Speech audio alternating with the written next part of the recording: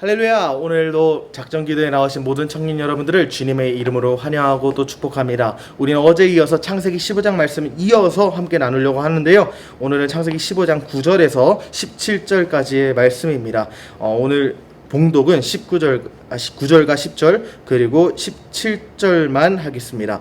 야훼께서 그에게 이르시되 나를 위하여 3년 된 암소와 3년 된 암염소와 3년 된 숫양과 산비둘기와 집비둘기 새끼를 가져올지니라. 아브라함이 그 모든 것을 가져다가 그 중간을 쪼개고 그 쪼갠 것을 마주 대하여 놓고 그 새는 쪼개지 아니하였으며. 17절입니다. 해가 져서 어두운 때 연기 나는 화로가 보이며 타는 횃불이 쪼갠 고기 사이로 지나가더라. 아멘. 어제 우리가 무슨 말씀 나눴습니까? 어제는 하나님께서 아브라함에게 언약을 하셨죠. 하늘의 별들을 보라, 저 별들과 같이 많은 자손을 내가 너에게 허락할 것이라고 하나님은 아브라함에게 약속하셨습니다. 그리고 그 약속하신 장면 이후에 어떤 장면이 펼쳐지는가? 하나님께서 아브라함에게 이상한 요구를 하세요. 야훼께서 그에게 이르시되 나를 위하여 3년이 된 암소와 암염소와 수양과 산비둘기 집비둘기 새끼를 갖고 와서 그 중간을 쪼개라는 거예요. 비둘기를 제외한 모든 동물을 중간에 갈라라. 그리고 양쪽에 둬라. 짐승을 반으로 갈라서 양쪽에 두라는 거예요. 그리고는 갑자기 아브라함이 잠에 들었는데 환상을 보게 됩니다. 해가 져서 어두운데 연기 나는 화로가 보이면서 횃불이 갑자기 자기 눈앞에 보이는데, 아까 뭐 했습니까? 짐승을 둘로 쪼개서 양쪽에 놔뒀죠. 그 횃불이 중간을 통과하는 거예요. 이상한 장면이죠. 좀 모르고 보면 호러물입니다. 왜 그래요? 아니 갑자기 동물을 반으로 갈라가지고 피범벅이 된 그 동물을 양쪽에 두더니 갑자기 횃불이 여기를 지나간다? 이렇게 공포영화가 어디 있습니까? 그런데 이것은 공포영화가 아니에요. 공포영화가 아니라 오히려 신실하신 하나님의 은혜의 역사입니다. 왜 그렇습니까? 이 동물을 쪼갠다는 것은 당시 고대서화에서 어떤 것을 의미했냐면 언약 체결을 의미했어요.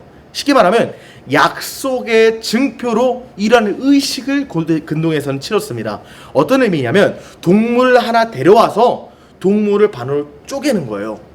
그리고 그것을 양쪽에 놔둬서 약속을 체결하는 그 갑과 을이겠죠. 요즘 말로 하면 갑과 을이 여기를 지나가는 거예요. 그래서 이 약속을 만약에 지키지 않을 시에 동물들이 반으로 갈라졌던 것처럼 당신은 죽는다. 언약을 어긴 자는 죽는다 라고 말한 거예요. 반드시 약속을 지켜라. 생명을 담보로 약속을 지키라고 이런 의식을 고대 근동에서는 치렀어요. 특별히 근데 집비둘기, 산비둘기는 왜 안 갈랐냐?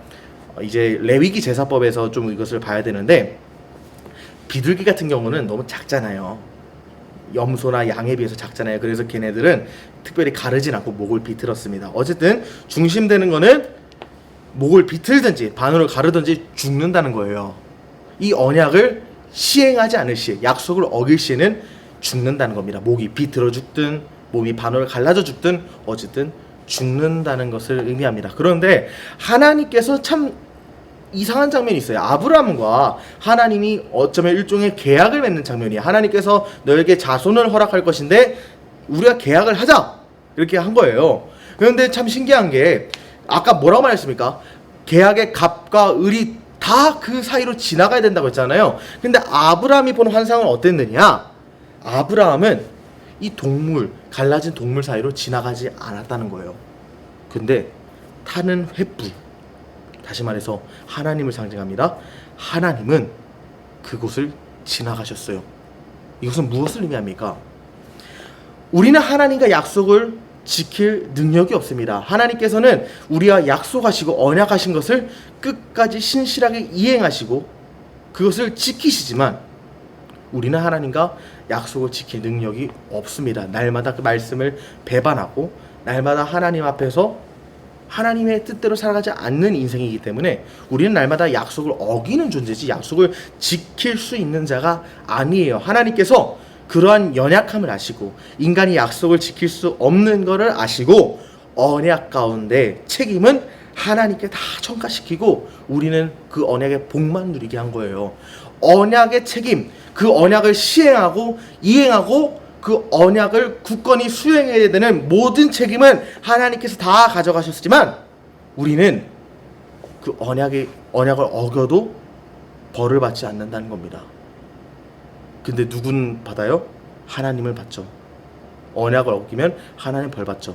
우리가 언약 어긴 걸로 말미암아 그리스도가 그 언약의 성취가 되셨습니다. 목이 비틀어져 죽은 것 같이, 짐승이 반으로 갈라져 죽은 것 같이 그 언약을 그리스도께서 대신 감당하신 것이죠. 사랑하는 여러분, 이것은 무엇을 뜻합니까? 우리가 저번에 나눴던 말씀이지만 믿음의 주요 온전케 하시는 예수를 바라보라고 했어요. 믿음의 시작과 끝이 예수라는 거예요. 그러므로 여러분, 우리가 믿어야 되는 것이 무엇입니까? 나를 믿지 말아야 된다는 거예요. 우리는 말씀대로 살아갈 능력도 없고 하나님 뜻대로 살아갈 능력도 없습니다. 그러나 하나님께서 이런 우리를 불쌍히 여기셔서 우리의 구원의 빛을 발하여 주시고 우리의 믿음을 통하여 하나님께서 그 언약을 다시금 새롭게 하신다는 것이죠.